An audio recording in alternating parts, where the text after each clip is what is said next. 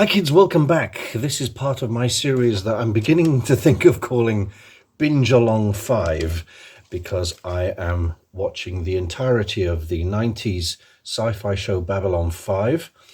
I'm currently on season 1, disc 2 of 4. There's 4 discs in each season. So this is only my second video.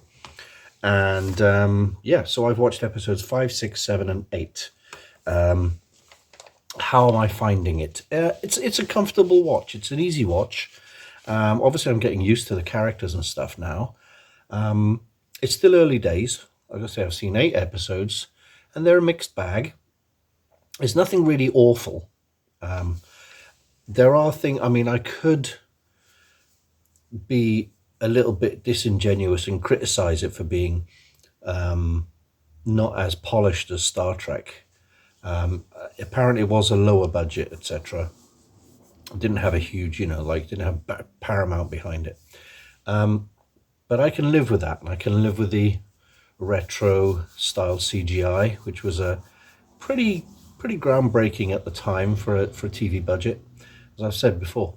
The cast are all pretty good. I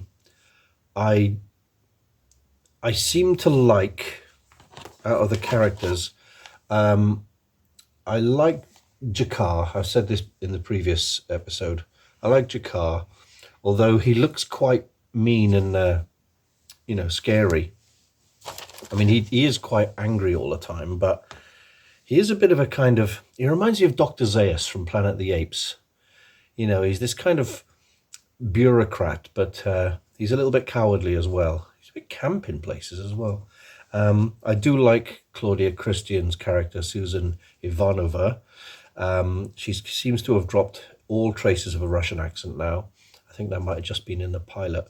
But you could tell she's this is one of the first things she did, but you could tell she's star quality.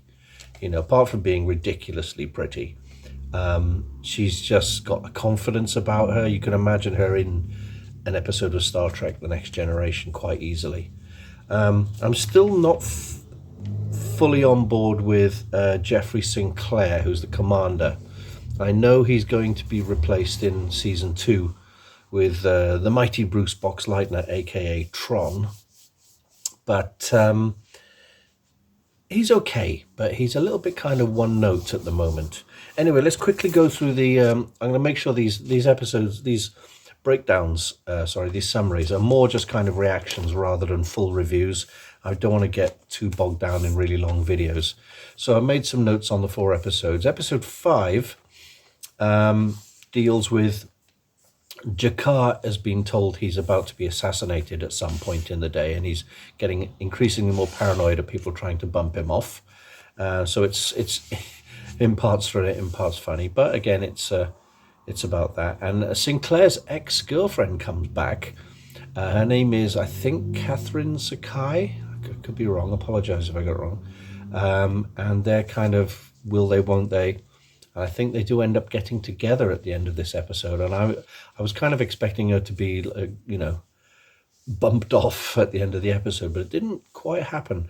Episode 6 was a nice introduction to the character Bester, played by Star Trek's Walter Koenig, who played Chekhov, Mr. Chekhov, in Star Trek. And he's playing this quite sinister psychic cop. And there's a lot of there's a psychic fugitive who's been experimented on. Kind of reminded me a little bit like the River character from Firefly, that thing where the psychic people decided to experiment on his brain and turbocharge his mind to the point where he's not very stable anymore. But yeah, interesting different story there, very different for Babylon 5. Episode 7, this one stands out because it was written by the great DC Fontana, the late great DC Fontana, Dorothy Fontana, who wrote lots of Star Trek episodes in the 60s. She also wrote He-Man, She also wrote The $6 Million Man. She wrote Star Trek Next Generation. She wrote The Waltons. She's written so much stuff. She passed away in 2019, but she was a rare, there aren't enough female science fiction writers out there, and she was one of the greats. And this was all about a cowardly hidden faction of pro-human racists who are taking their paranoia and their hatred out on aliens. Now, considering this was made in 1993, it kind of rings true today. Racism is rearing its ugly head again. So that kind of story is always going to be, unfortunately, quite close to home. But a very good story there. We get to see Susan Ivanova in a romantic light. Her boyfriend comes back, and turns out he's in league with all the racists, so not a good guy.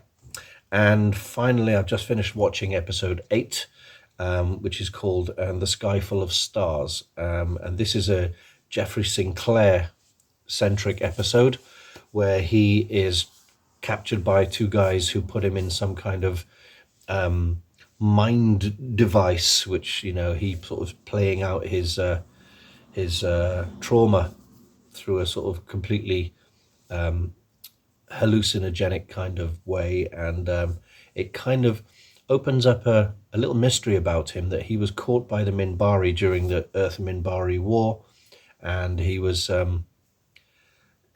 treated, or at least interrogated, by the Minbari, including Delenn, but by the end of it, he's pretending he doesn't know what happened, and he can't remember, but he knows what happened. He's trying to find out.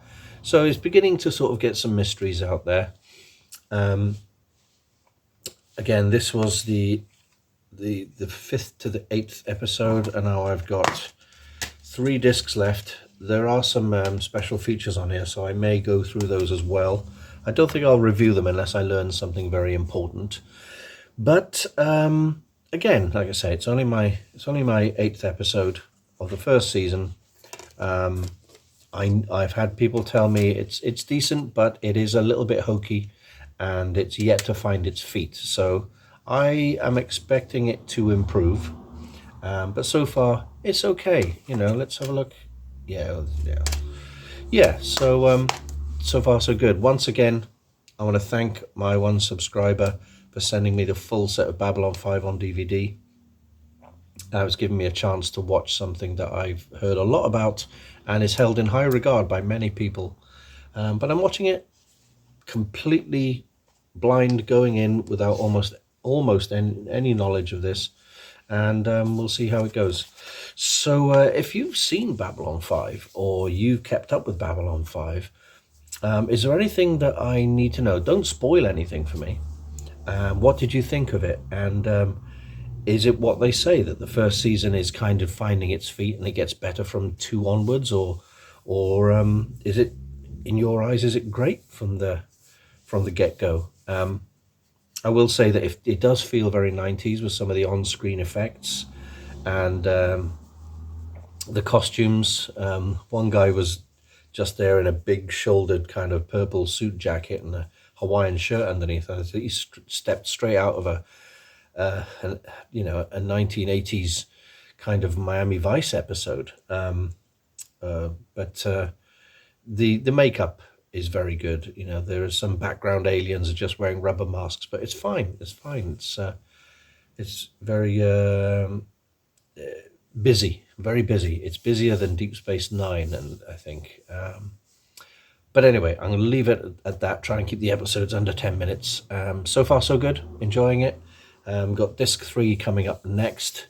I don't know when I'll get a chance to do that, because I'm doing these in the end of the year of 2025, and we shall carry on in the new year and see how far we can get down the line with Babylon 5. Thanks for watching, and I'll see you soon. Take care now. Bye bye then.